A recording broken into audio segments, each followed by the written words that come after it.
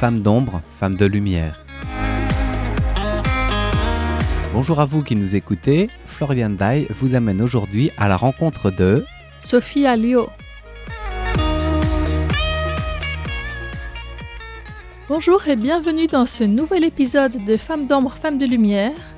Aujourd'hui, nous allons parler de Sophia Liu. Donc, son nom chinois c'est Liu Bojun et elle est arbitre de baseball professionnel, ainsi qu'interprète lors de matchs de baseball.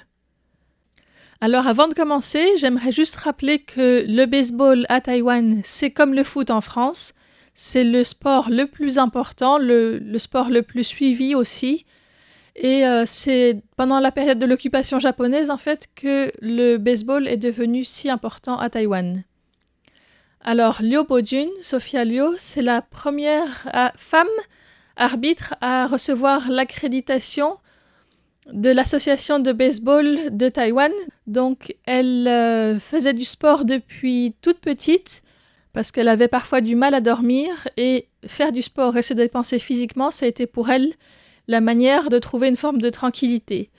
Elle a fait beaucoup de sports différents et puis finalement c'est surtout le taekwondo et le baseball qu'elle aimait, donc elle a continué à pratiquer pas mal de taekwondo. Elle était aussi soutenue par sa famille pour ça puisque son grand-père maternel était également professeur de taekwondo et puis elle aimait aussi beaucoup regarder le baseball. En parallèle du sport, elle s'est aussi impliquée très rapidement dans le domaine social. Donc dans une association, elle aidait des femmes victimes de violences sexuelles, des jeunes filles qui tombaient enceintes, des personnes qui vivaient des violences familiales également. Et elle s'est rendue compte que en fait, il y avait toujours un flot continu de personnes qui étaient blessées, qui arrivaient, qui avaient vraiment subi des choses difficiles. Et donc, elle a eu envie de se demander si c'était possible de changer quelque chose plus tôt pour essayer de prévenir plutôt que guérir. Et à ce moment-là, elle s'est impliquée plutôt envers les groupes d'enfants défavorisés. Et donc, ça s'est fait à travers le sport, bien sûr. Et elle s'est rendue compte qu'il y avait certains jeunes qui, en venant au club de sport, mangeaient là-bas et c'était parfois, par exemple, le seul repas qu'ils avaient de la journée. C'était aussi un des rares endroits où ils pouvaient être encouragés, où il y avait quelqu'un pour prendre soin d'eux, où ils pouvaient apprendre des valeurs comme le respect, le travail en équipe à travers le sport. Et donc, à ce moment-là, elle était donc entraîneuse de baseball auprès des jeunes. Et c'est en voyant comment se passaient certains matchs où ils participaient, donc où elle les accompagnait, que lui est venue l'envie de devenir arbitre. J'aime regarder les matchs, mais comme tout le monde, je trouvais que les arbitres étaient nuls. Avec les autres spectateurs, on les insultait souvent. Au lycée, j'étais bénévole auprès des enfants plus pauvres de la campagne. Je récoltais des fonds et pendant les vacances, j'allais les accompagner pour jouer au baseball. Une fois, alors qu'on était allé à un match dans le Nouveau Taipei, comme on s'était entraîné dur et que je m'étais attachée à eux, et pendant le match, l'arbitre était extrêmement partial et j'étais très en colère. On a eu des enfants qui pleuraient.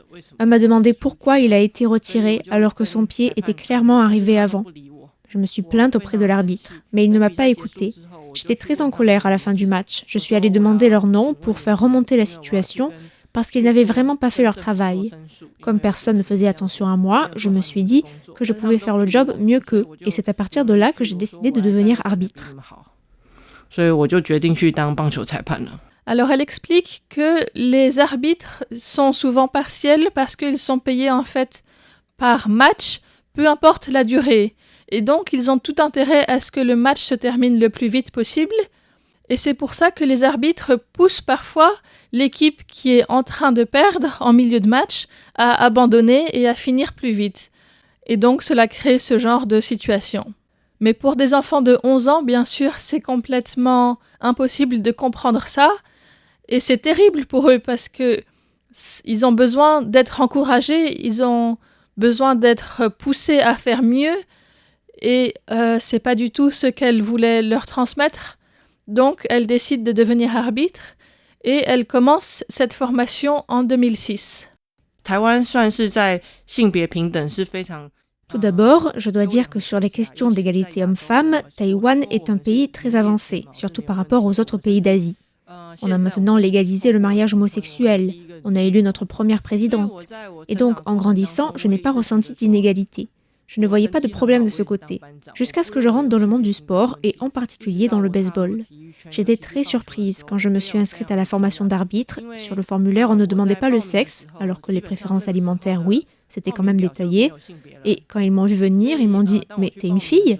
Et j'ai répondu « Bah oui, ça ne se voit pas ?» Alors ils m'ont dit d'aller faire un autre travail, que je ne pouvais pas rester là. J'ai refusé, je voulais participer. La formation a duré 3 jours et à chaque heure, un instructeur me poussait à m'en aller. J'étais très surprise parce que jusque-là, j'étais convaincue que le travail n'avait rien à voir avec le genre de la personne. Le 3e jour, c'était l'examen. Le soir du 2e jour, un instructeur est venu me voir pour me dire que je m'en sortais très bien, mais que je ne devais pas revenir le lendemain. J'étais surprise. Je lui ai demandé si je ne devais pas passer l'examen parce que j'avais déjà fait mes preuves. Il m'a dit que non, même si je passais l'examen, on ne voudrait pas de moi pour faire un stage. Et même si je faisais un stage, personne ne voudrait embaucher une femme arbitre. Je lui ai montré le reçu, comme quoi je m'étais inscrite sur 3 jours, que j'avais déjà tout payé, y compris le repas du 3e jour, et je lui ai dit, demain, je viendrai faire l'examen, un point c'est tout. Voilà comment j'ai obtenu le diplôme d'arbitre de baseball. Alors, évidemment, tout le monde n'est pas comme ça, et elle a aussi trouvé des gens qui l'ont aidée. Elle a pu être acceptée en stage à Taipei. Elle a réussi à avoir des occasions pour s'entraîner à être arbitre, mais elle voyait bien que c'était moins que les garçons avec qui elle avait fait la formation, et que souvent elle était appelée seulement lorsqu'il n'y avait pas d'hommes disponibles. Donc, elle a pu s'entraîner, mais c'était vraiment plus laborieux. Un autre problème s'est posé parce qu'au baseball, il y a différents arbitres. Donc, pour rappel, c'est un peu comme au foot, il y a un arbitre principal et puis d'autres assistants. Et donc, en baseball, l'arbitre en chef est situé derrière le marbre et les autres sont situés proches des bases. Donc, l'arbitre qui est au marbre est à genoux derrière le batteur et c'est lui qui contrôle la validité d'une balle du lanceur. Si la balle est bonne, il fait un geste avec le bras droit et si la balle n'est pas bonne, l'arbitre reste immobile. Et donc, comme cet arbitre est situé juste derrière le batteur, l'arbitre a besoin de protection, c'est-à-dire de casque, d'un masque, d'un plastron et de jambières. Les autres arbitres qui sont situés aux bases n'ont pas besoin de cet équipement.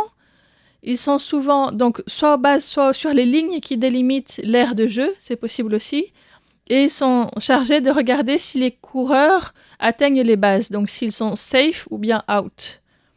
Et pour Sophia Liu, le passage d'arbitre de base à arbitre principal était très difficile. J'ai réalisé que les hommes s'entraînaient environ 5 fois en tant qu'arbitre de base avant de pouvoir passer à arbitre en chef. Mais pour moi, ce n'était pas pareil. J'ai compté, j'ai été 150 fois arbitre de base avant qu'on me laisse passer à arbitre en chef. Ça correspond à faire 30 fois plus d'efforts, attendre 30 fois plus que les autres pour arriver à la même étape. Et ça m'a vraiment surprise parce que dans mon éducation, j'avais appris qu'il n'y avait pas de différence entre les hommes et les femmes, du moment que nos capacités professionnelles étaient les mêmes, qu'on ait été égaux. Mais pour passer d'arbitre de base à arbitre en chef, j'ai dû me battre. J'ai dû le demander dans des réunions. Et même là, j'ai eu des réactions de brutes. Quelqu'un qui m'a dit « Tu n'es pas faite pour ce travail, aucune fille ne le fait ». Et le pire, c'est que quelqu'un qui, en me montrant les protections qui étaient sur les tables, m'a dit « Liu Bo-jun, je vais te dire pourquoi tu ne peux pas le faire. Si tu es arbitre en chef, tu vas les mettre où tes demi-champs, hein ?» C'était très humiliant. Je lui ai répondu froidement que j'utiliserais mes propres protections, pas les siennes, qu'il ne s'en fasse pas pour moi. À ce moment, j'ai compris que si j'étais bloquée là, c'était à cause du manque d'équipement. Elle était donc face à des difficultés matérielles, mais aussi et surtout psychologiques, puisqu'il y a une superstition comme quoi une femme sur un terrain de baseball, ça apporte la malchance. Elle raconte qu'un homme qui voulait l'aider a proposé une solution pour qu'elle ne touche pas les balles, comme si c'était normal. Et donc moi j'étais surprise, je lui ai demandé pourquoi est-ce qu'elle ne devait pas toucher les balles. À cette époque, des gens pensaient que les femmes ne pouvaient pas toucher la batte de baseball ni les balles, que ça portait malchance, qu'il y aurait des accidents. Ça m'est aussi arrivé qu'un arbitre se trompe et la première chose qu'il fasse soit de m'accuser, parce qu'en voyant une femme sur le terrain, il disait qu'il allait faire des erreurs. Donc je n'ai pas le droit d'y toucher, ça m'est interdit. 不敢去摸那些东西的。 Elle subit également des agressions verbales. Un arbitre lui a dit « Tais-toi, tu es une femme », alors qu'elle avait répondu à la question d'un joueur sur les règles. Alors une chose qui pose vraiment question, c'est l'absence de réaction des personnes autour. Et en fait, elle explique que non seulement il n'y a pas de réaction par rapport à cet homme qui l'agresse verbalement, mais en plus, quand elle veut dénoncer quelque chose, elle ne reçoit aucun soutien non plus. On lui dit surtout « Reste tranquille, ne fais pas de vagues ». 所以我曾经遇到性骚扰的时候，就是 Quand un homme m'a agressé sexuellement et que j'ai voulu le dénoncer, on m'a répondu que ce genre de situation n'était jamais arrivé. Il ne savait pas comment le gérer et n'allait rien faire. J'ai dit « Mais c'est illégal, vous devez faire quelque chose ». L'agresseur a su que je m'étais plainte. Il m'a appelé en me disant que si les femmes ne faisaient pas ce travail, il n'y aurait pas de problème. Il a dit « Ça n'est jamais arrivé dans le baseball, c'est parce que tu es une femme et que tu as voulu être arbitre que maintenant il arrive ce genre de choses. C'est de ta faute. » 就是你女人参加了才发生，所以这都是你的问题。 Est-ce qu'il y a vraiment besoin de rappeler que ce n'est jamais la faute d'une victime lorsqu'elle subit une agression, mais toujours de la faute de la personne qui l'agresse? Visiblement, oui.